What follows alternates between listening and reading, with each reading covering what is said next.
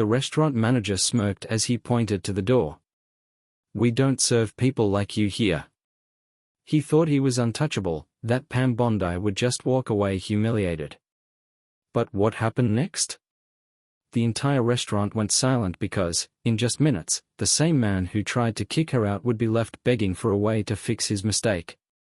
By the time it was over, he wished he had never messed with her. Pam Bondi walked into the restaurant expecting nothing more than a quiet evening, a rare break from the political firestorms that followed her everywhere.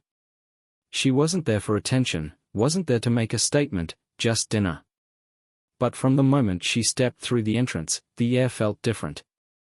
Conversations hushed. A few heads turned. In the far corner of the room, a man in a stiff suit, clearly the manager, exchanged a glance with one of the waiters. Something was off.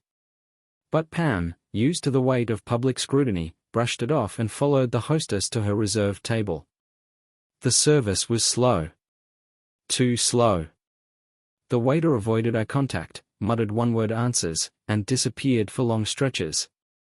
Customers who had arrived after her were already enjoying their meals, but her table? Nothing.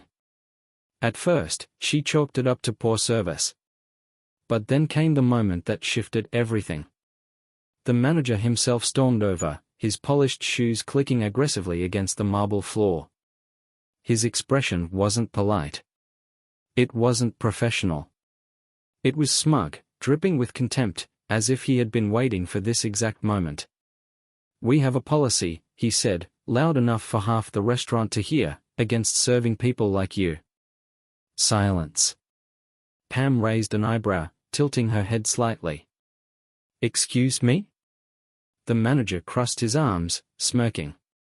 "We don't serve political agitators here. You think you can just walk into my restaurant and act like you belong?" A few whispers rippled through the restaurant. Some customers glanced around, confused. Others, already recording on their phones, knew exactly what was happening.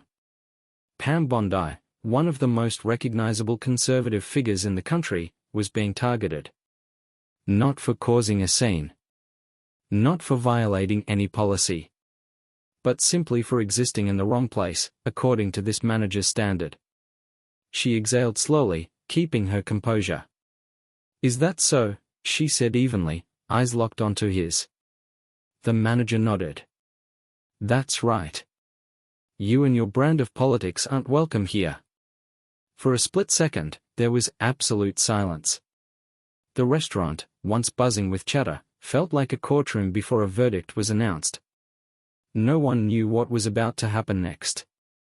But what they were about to witness, no one in that room would ever forget. The manager stood there, arms crossed, his smirk growing as he soaked in the attention. He expected her to shrink, to stammer, to grab her coat and leave in humiliation. But Pam Bondi wasn't just another guest. She wasn't someone who crumbled under pressure. She was a former attorney general, a prosecutor, a woman who had taken down real criminals, faced off against the toughest opponents, and won. And now, she was staring down a man who thought he could humiliate her over a dinner reservation. Big mistake. Pam didn't move. Didn't flinch. Instead, she folded her hands on the table, tilting her head slightly, studying him like a witness on the stand, calm. Controlled. Dangerous. "I see," she said, her voice smooth but firm. "So you're refusing me service because of my political beliefs?" The manager shrugged. "It's my restaurant. I can refuse service to anyone I want." Pam let out a small laugh. "Actually, you can't. That's not how the law works." The smirk twitched slightly. The restaurant was dead silent now. Every phone pointed in their direction. The entire room was watching. Waiting.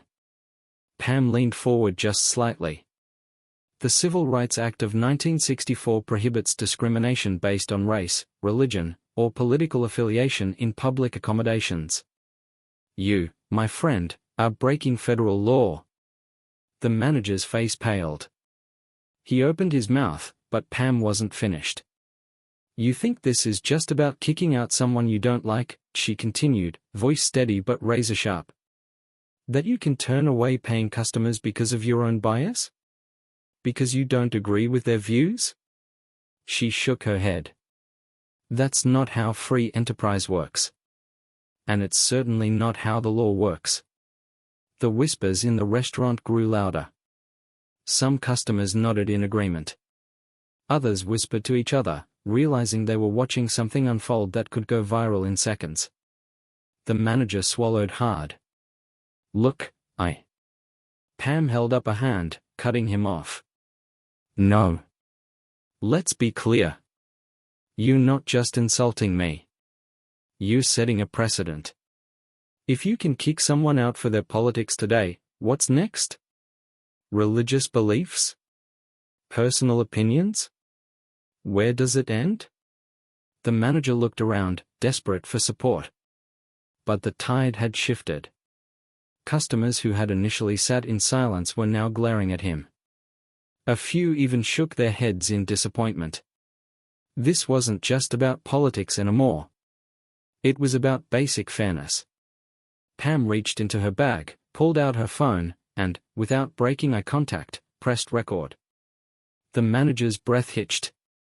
Go ahead, she said, holding up the phone. Tell me again why you won't serve me. The whole world, why do you think it's okay to kick out paying customers based on their views? His face turned red. He turned to a nearby waiter. Call security. Pam smirked. Already did. The tension in the restaurant was suffocating. The manager, once brimming with smug confidence, now looked visibly shaken.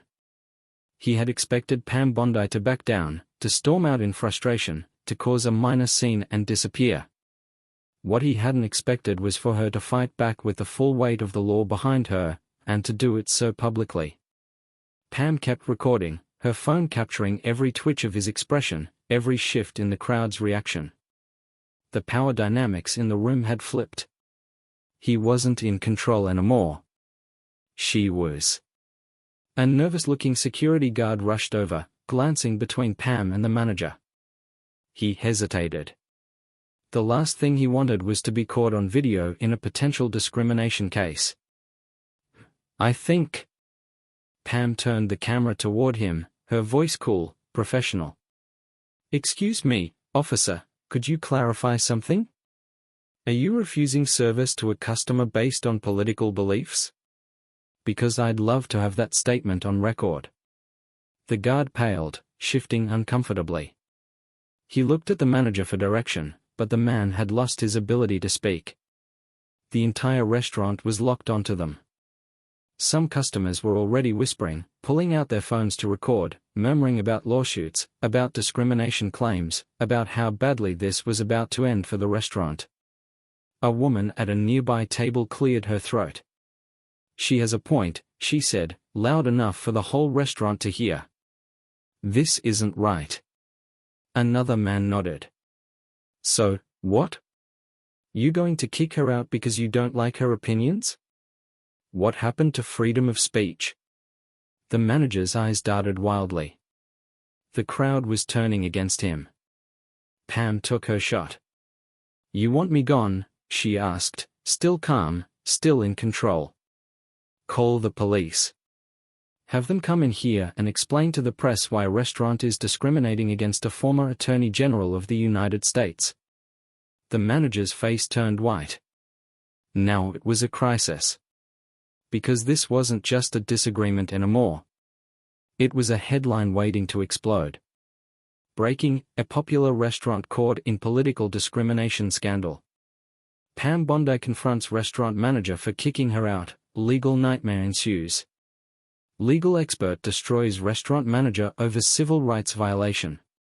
This was the kind of story that shut businesses down. The kind that made national news. The manager licked his lips, his voice suddenly much softer.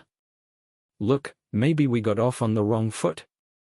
Pam crossed her arms. No. I think we got off on exactly the foot you wanted.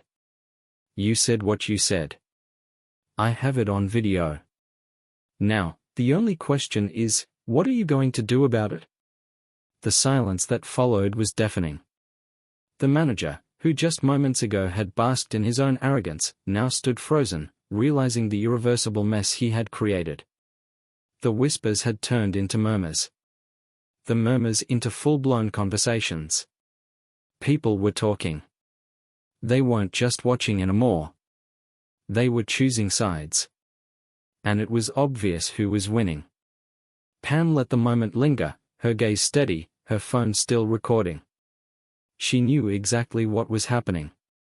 The weight of public opinion was crashing down on him like a tidal wave. And there was no escape. He had underestimated her, assumed she would react emotionally, that she would storm out in anger, humiliated. But he had played right into her hands. Then, as if on cue, the front door swung open. 2 police officers stepped in, scanning the room. The manager's shoulders sagged in relief, until he saw Pam Bondi's expression. Unshaken. Confident. Like she had expected this all along.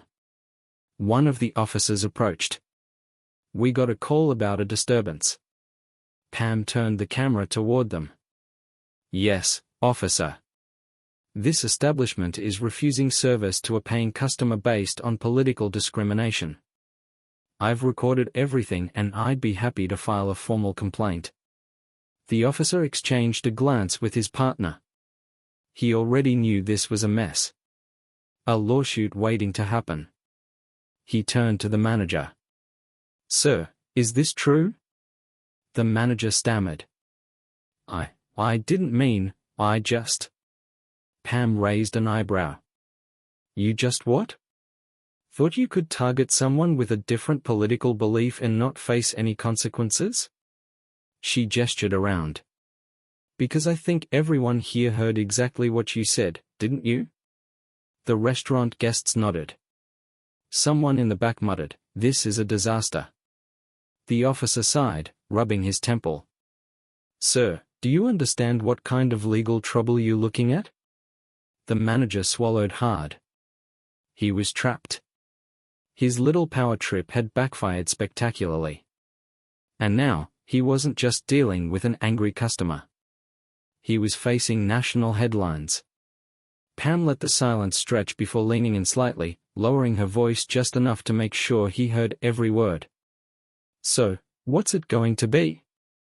Do I press charges, or do you fix your mistake?" The manager's face twisted. His pride was still fighting. But his survival instincts were stronger. He took a slow breath, then, in the quietest, most reluctant voice imaginable, muttered, "I apologize." Pam tilted her head. "Didn't quite catch that." The officer shot the manager a look. The manager swallowed hard. Then, louder this time, in front of everyone, in front of the cameras, in front of the entire restaurant that would never forget this moment, he said, "I apologize, Miss Bondi. I was wrong." Pam held his gaze for a second longer. Then, finally, she smirked. She turned off her phone. The job was done. She had won. She turned to the officer. "That'll do." The officers nodded and, without another word, left. The restaurant, still eerily silent, seemed to exhale all at once. And just as Pam picked up her bag and prepared to leave, a few customers started clapping. Then more. Then the entire restaurant. A standing ovation. Pam Bondi had just turned the tables in the most spectacular way possible. She smiled, gave the manager one last glance, and walked out. Not just as a customer who had been wronged, but as a woman who had proved, once again, that standing your ground always pays off. And as the door swung shut behind her, one thought lingered in everyone's mind. She never needed their permission to belong. Love this story? Here's what to do next. If you believe in standing up for what's right. If you love seeing justice served. If you want more powerful moments like this, make sure to like this video. If you enjoyed watching that manager crumble under pressure, subscribe for more jaw-dropping moments where the truth wins. Share this with someone who needs a reminder to never back down. What would you have done in Pam's place? Let us know in the comments. Because in the end, the truth always wins.